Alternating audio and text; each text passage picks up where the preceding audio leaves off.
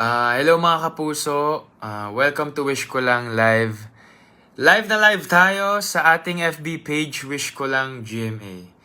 Guys, wag niyo naman kalimutan mag-follow. And panoorin yung mga videos. Panood niyo ba yung trailer? At syempre, huwag niyo palalampasin ang Wish Ko Lang Love Obsession ngayong Sabado na yan, 4 p.m. sa GMA.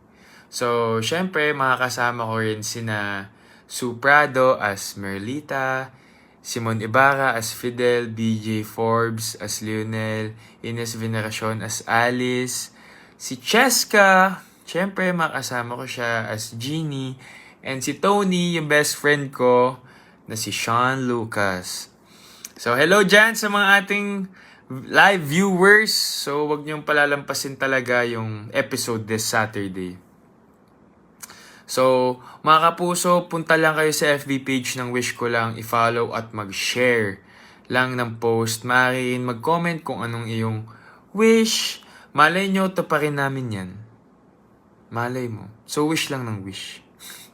So, ngayon, yung activity natin for today is sasagutin na natin ang ilang mga tanong na pinadala ng mga loyal Wish Ko Lang fans. Ready na ba kayo sa first question? Ako ready na. Ang first question is, ano ang di makakalimutang karanasan sa pag-ibig? Kayo guys, meron din ba kayo? Di makakalimutan karanasan sa pag-ibig? Manghirap nung tanong na yun . Siguro ako, yung pinaka naalala ko hanggang ngayon is, well, dati nagka-girlfriend ako.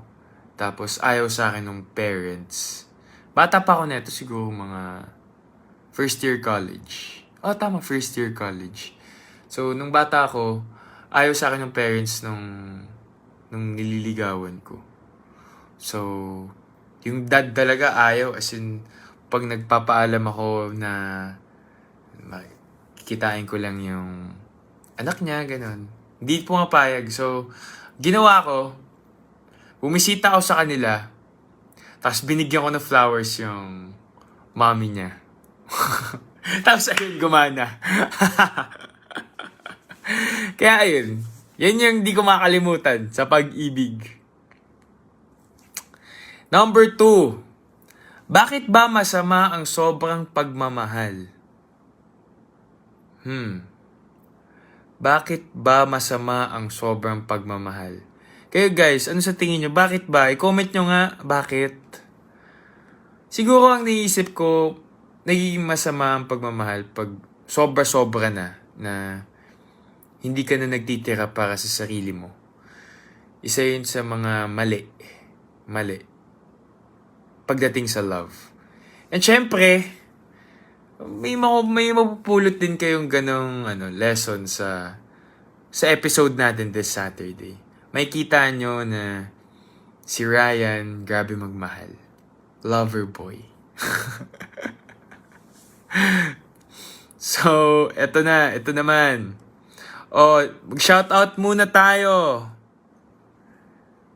Sabi ni Michelle, wow, sweet. Sabi ni Rachel, Sir, sana po makita mo comment ko kahit pambili lang po ng gamot, please. Sige, si Wish Ko Lang ang bahala dyan sa gamot mo. Oy, si Lemuel! Hi, Lods! Good afternoon, pa-shoutout po from Baguio City. Oy, kamusta ka dyan sa Baguio? Diyan kami nag-taping sa Love Is, Sa may SLU. Trailer pa lang nakaka-excite na. Ako din excited na ako sobra. As in, super excited ako.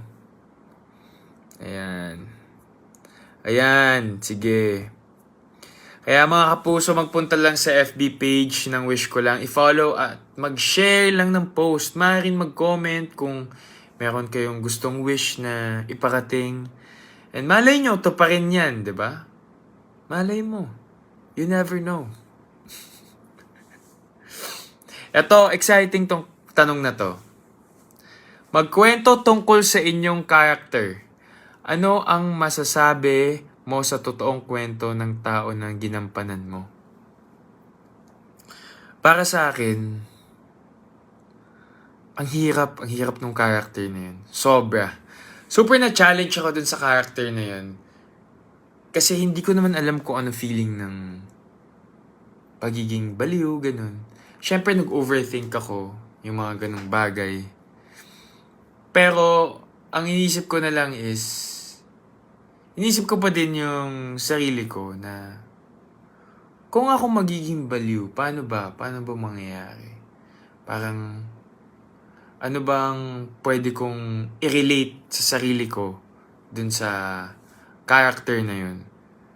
Para syempre magkaintindihan kami ng character.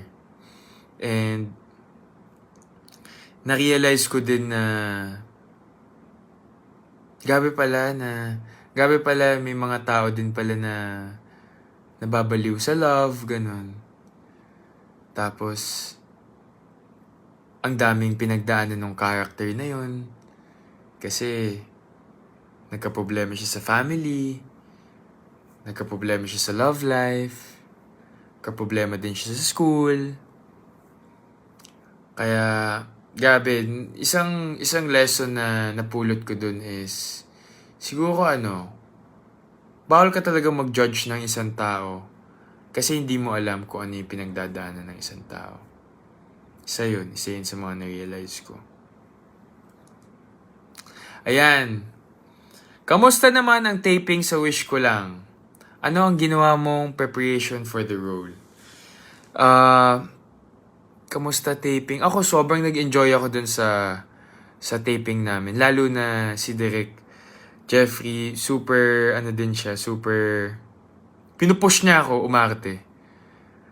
Tinutulungan niya ako ng sobra. Tapos sa akin naman yung preparation ko naman is yung normal routine ko na nagre-relax muna ako bago umarte para hindi ako masyado tensyonado. And syempre masaya din ako dahil kasama ko si Sean at si Cheska. Si Cheska, super laking help din na natulong sa akin si Cheska dahil super close kami. Super close kami ni Cheska, so medyo madali lang umarte sa harapan niya. Sobrang komportable ako sa kanya. I feel safe, so chill lang. Pati din kay Sean, super. Best friend ko yun si Sean.